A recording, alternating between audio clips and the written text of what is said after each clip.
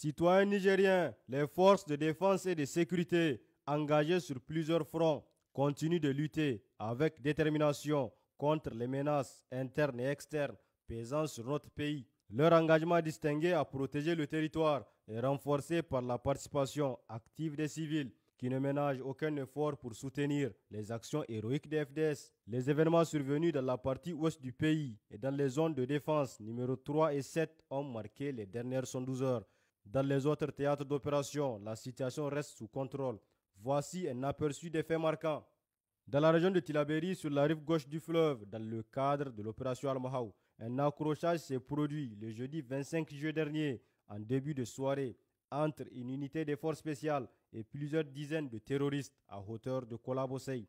Grâce à la promptitude et à la vaillance de nos forces, elles ont rapidement pris l'ascendant sur l'ennemi après quelques minutes d'échange de tirs. Au total, 14 terroristes ont été éliminés, 5 fusils AK-47 avec plusieurs chargeurs garnis, ainsi que 2 motocyclettes ennemies ont été récupérées.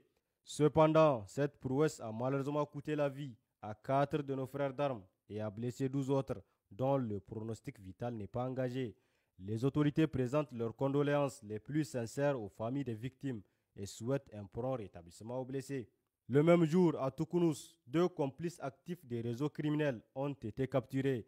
Ces individus fournissaient aux terroristes des informations sur les mouvements des FDS dans le secteur. Par ailleurs, des bandits armés circulant en moto ont ouvert le feu sur un véhicule isolé, empruntant le tronçon à Bala-Tanchilé, blessant une femme au bras. La victime a été prise en charge à l'hôpital de district de Filengue. Ces criminels, sans scrupule aucun, n'épargnent pas les civils dans leur barbarie. Il est donc recommandé à tous les usagers d'éviter de prendre les axes isolement et de nuit. Toujours à l'ouest du pays, dans le cadre de l'opération NIA, menée sur la rive droite du fleuve, les opérations aéroterrestres coordonnées se poursuivent dans cette zone afin de contrer l'émergence des foyers terroristes. Dans cette lancée, un vecteur aérien en reconnaissance à Takouruzat, localité située à environ 9,8 km au sud-ouest de Bankilare, a décelé le mouvement des rescapés terroristes impliqués dans la récente attaque de Balanta.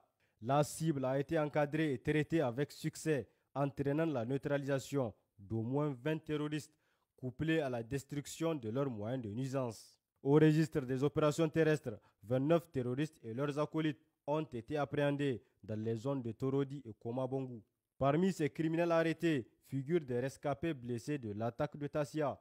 Dans la foulée, à Tamou, un terroriste guetteur a été neutralisé dans un bois pendant qu'il manœuvrait à proximité de la caserne des FDS.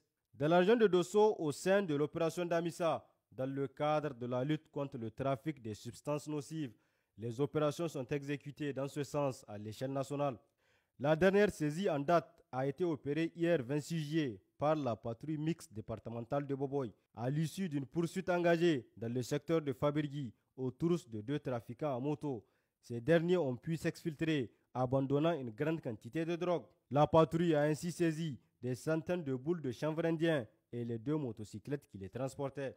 Dans la région de Zender, au sein de la zone de défense numéro 3, les efforts de lutte contre les produits de contrebande ont abouti cette semaine à l'interception dans le village de Kangama, près de Gouré, d'une Toyota transportant 40 cartons de prégabalin. Sur un autre chapitre, la division de la lutte contre la cybercriminalité au Niger met en garde les internautes par rapport à la plateforme en ligne dénommée DataRobot. Plusieurs rapports ont mis en lumière les risques liés à ce programme. En effet, DataRobot prétend offrir des opportunités de mise de fonds attrayant dans le domaine de l'intelligence artificielle et de la robotique, en investissant de l'argent dans l'optique de gagner des bénéfices. Cependant, après des enquêtes approfondies diligentées, il ressort que cette plateforme manque de fiabilité et n'est pas reconnue par les autorités compétentes. Méfiez-vous des offres alléchantes qui font présager des gains rapides et faciles. Les arnaqueurs peuvent se faire passer pour des entreprises légitimes ou même des proches pour gagner la confiance de leurs victimes. Chers compatriotes, conscients que la véritable souveraineté, tant convoitée, ne s'acquiert guère dans la complaisance, nos défunts frères d'armes ont combattu jusqu'au sacrifice suprême et notre détermination demeure invariable dans la poursuite de cette lutte. Quant aux populations civiles, elles sont encore exhortées à plus de résilience et à fournir des renseignements crédibles au FDS. Les numéros verts sont disponibles 24 heures sur 24 pour toute alerte. Ensemble, nous triompherons sur nos ennemis extérieurs et leurs valets locaux. Pour les forces armées nigériennes, le 40-40, pour la police nationale, le 83-83. Vive le Niger libre et souverain, vive les forces de défense et de sécurité, vive les citoyens résilients engagés.